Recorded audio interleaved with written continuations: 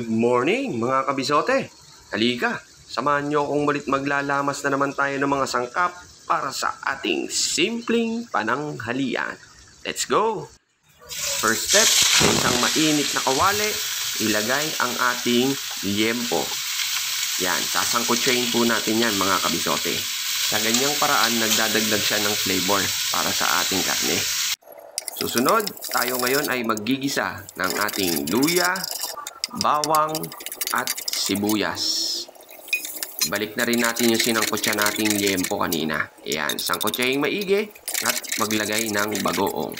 Yes, bagoong po ang gagawin natin pampaalat. Ilagay na rin natin yung siling haba at isama sa pagsangkutsa.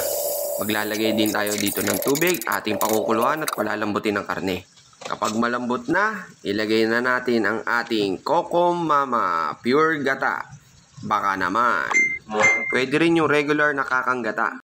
Finishing touches, nagdagdag lang ako dito ng siling panigang. At ayan ang lumabas sa hula.